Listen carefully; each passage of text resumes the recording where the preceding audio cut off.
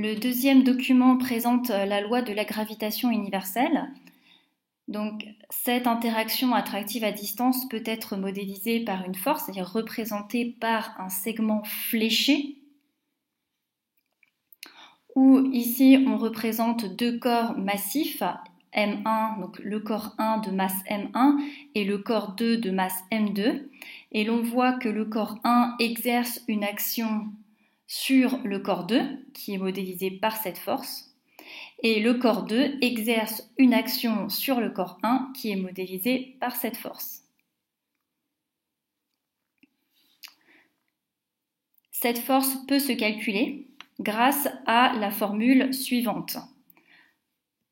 Force du corps 1 sur le corps 2, elle est égale à la force du corps 2 sur le corps 1. Et cela vaut grand G, qui est une constante de gravitation qui vaudra toujours 6,67 fois 10 puissance moins 11, fois la masse du corps 1 fois la masse du corps 2 divisé par la distance au carré, donc la distance séparant le centre du corps 1 du centre du corps 2.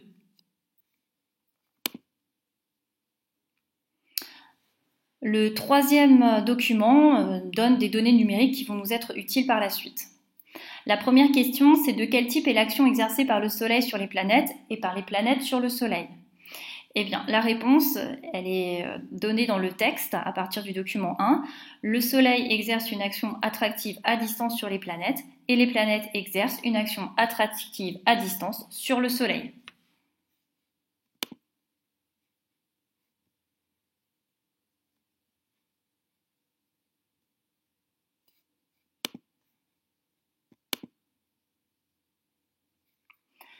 La deuxième question, quelles grandeurs physiques sont responsables de l'attraction gravitationnelle ?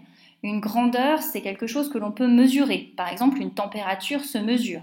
Mais les degrés Celsius ne se mesurent pas. C'est une unité. Voilà, c'est l'unité de la grandeur. Donc ici, pour l'attraction gravitationnelle, la réponse est donnée à la fois dans le document 1 et dans le document 2. Il y a la masse des deux corps. Il y a la distance entre les corps.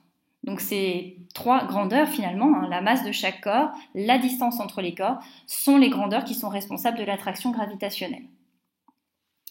On se pose en troisième question, d'après la loi de la gravitation universelle, lorsque la masse est doublée, la valeur de la force d'attraction gravitationnelle qui s'exerce sur un autre corps, eh bien on va voir que elle est doublée. Et on va l'expliquer ici. On va prendre le premier cas. Voilà, on prend un corps 1 qui a une masse de 1 kg et un corps 2 qui a aussi une masse de 1 kg et entre les deux, il y a une distance de 1 mètre. Je reprends la formule. La force exercée par le corps 1 sur le corps 2, ça vaut grand G fois la masse du corps 1 fois la masse du corps 2 sur la distance au carré. Donc dans ce cas-là, ça vaut grand G fois la masse du corps 1, elle fait 1 kg, la masse du corps 2, c'est également 1 kg, et la distance entre les deux, on a dit que c'était 1 mètre. Donc ça va être 1 mètre au carré. 1 mètre au carré, ça fait 1. Donc là, on a 1 fois 1 divisé par 1, et bien ça fait grand G. Maintenant, on va doubler une des deux masses, c'est le cas 2. Je prends la masse M1 qui fait 1 kg, la masse M2 qui fait 2 kg, donc j'ai doublé la masse du corps 2. Et la distance reste la même. Je calcule la force d'attraction gravitationnelle du corps 1 sur le corps 2 ou du corps 2 sur le corps 1. J'applique la formule grand G fois la masse du corps 1 fois la masse du corps 2 divisé par la distance au carré. J'obtiens grand G fois la masse du corps 1 qui fait 1 kg, la masse du corps 2 qui fait maintenant 2 kg, que je divise par la distance au carré, donc 1 au carré, et ça fait 1. Et là, je constate que je suis à 2G. Et donc j'ai bien doublé, donc en passant de 1 kg à 2 kg, j'ai doublé la valeur de la force. Quatrième question. D'après la loi de la gravitation universelle, lorsque la distance entre les deux corps est doublée, la valeur de la force gravitationnelle qui s'exerce, est-ce qu'elle est doublée, est-ce qu'elle est divisée par 2 ou est-ce qu'elle est divisée par 4 ? Donc on va voir que c'est divisé par 4. Et je m'explique une nouvelle fois grâce au cas 1 et au cas 3. Donc le cas 1, on l'a expliqué, on avait pris une masse de 1 kg, on avait pris une masse du corps 1 de 1 kg, une masse de corps 2 de 1 kg et une distance entre les corps 1 et les corps 2 de 1 mètre. Et quand on avait calculé la force d'attraction gravitationnelle du corps 1 sur le corps 2 ou du corps 2 sur le corps 1, on avait trouvé grand G. Maintenant, on va donc doubler la distance. Donc notre corps 1, il fait toujours 1 kg, notre corps 2, il fait toujours 1 kg, mais cette fois, la distance, elle ne va plus faire 1 mètre, mais elle va faire 2 mètres. Et on va appliquer la formule. Que nous dit la formule ? Eh bien, c'est grand G, la constante de gravitation, fois la masse du corps 1, fois la masse du corps 2, sur la distance au carré. Donc ça fait grand G, la masse du corps 1, c'est 1 kg, la masse du corps 2, c'est 1 kg, et la distance entre le corps 1 et le corps 2, c'est 2 mètres. Donc c'est 2 au carré. 2 au carré, ça fait 2 fois 2, donc ça fait 4. Donc ça fait G fois 1 sur 4, ça fait G sur 4. Eh bien, on voit bien qu'on a, cette fois, en doublant la distance, on a divisé par 4 la force d'attraction gravitationnelle. D'où la réponse, on divise par 4.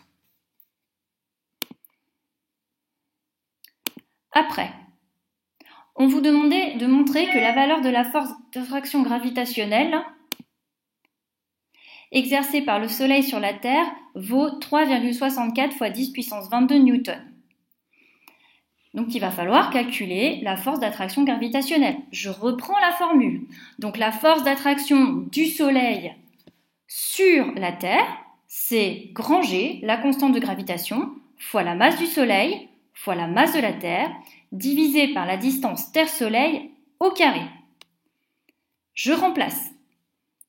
Grand G, ça vaut 6,67 fois 10 puissance moins 11, et ça vaudra toujours ça. La masse du Soleil, elle est donnée dans le document 3, donc c'est 1,989 fois 10 puissance 30 kg. La masse de la Terre est donnée dans le document 3, 5,97 fois 10 puissance 24 kg. Et là, c'est la distance Terre-Soleil. La distance Terre-Soleil, elle est donnée en kilomètres. Or, dans les formules physiques, il faut mettre les distances en mètres. Donc pour passer des kilomètres en mètres, j'ai multiplié par 1000 la distance Terre-Soleil qui était donnée en kilomètres. C'est pour ça que j'ai rajouté 3 zéros. Et quand vous faites ce calcul, je vous invite à le faire à la calculatrice, vous trouvez l'ordre de grandeur de 3,64 fois 10 puissance 22 newtons. Une force s'exprime en newtons. Donc le Soleil attire la Terre avec une force de 3,64 fois 10 puissance 22 newtons. Question 6. On vous dit, sans faire de calcul, donne la valeur de la force exercée par la Terre sur le Soleil en justifiant. Eh bien, on est dans une interaction. Ça veut dire que le Soleil agit sur la Terre, mais la Terre agit sur le Soleil. Et la force a la même valeur. Donc, comme il s'agit d'une interaction, la Terre attire le Soleil avec une force de 3,64 fois 10 puissance 22 newtons. Pour ceux qui ne sont pas convaincus, vous avez qu'à reprendre la formule et vous trouvez exactement la même chose. C'est-à-dire qu'en gros, vous allez inverser simplement masse de la Terre fois masse du Soleil. Donc, ça fera 3,64 fois 10 puissance 22 newtons, puisque c'est une interaction. Dernière question. Sur un schéma, on vous demande de représenter la Terre, le Soleil et la force exercée par la Terre sur le Soleil. Et on vous dit, on prendra 1 cm, donc c'est une échelle, 1 cm correspond à 10 puissance 22 newtons. Donc en bleu, j'ai représenté la Terre, en jaune, j'ai représenté le Soleil, et on nous demande la force exercée par la Terre sur le Soleil. Donc on va partir du centre du Soleil, on va se diriger vers le centre de la Terre, et donc la flèche va vers la Terre, puisque c'est une action attractive. Pourquoi elle fait 3,64 cm? Eh bien, on a vu à la question précédente que la Terre agissait sur le Soleil avec une force de 3,64 fois 10 puissance 22 newtons. 1 cm, ça représente 10 puissance 22 newtons. Donc 3,64 cm doit représenter 3,64 fois 10 puissance 22 newtons. En conclusion de l'activité, dans l'univers, deux corps qui ont une masse exercent l'un sur l'autre une action attractive à distance qu'on appelle la gravitation universelle. On a vu que cette interaction, on pouvait la modéliser, c'est-à-dire la représenter par deux forces d'attraction gravitationnelle, donc deux segments fléchés, qui auront même valeur, même direction, mais qui seront de sens opposé. Et plus les corps seront massifs, donc auront une masse importante, plus la valeur de ces forces sera importante. Plus les corps seront proches, plus la valeur de cette force sera importante. Donc je vous laisse noter la conclusion dans votre cahier et je vous donne les exercices dans le TD à faire, le 5 page 30, le 10 page 48 et le 1 page 58.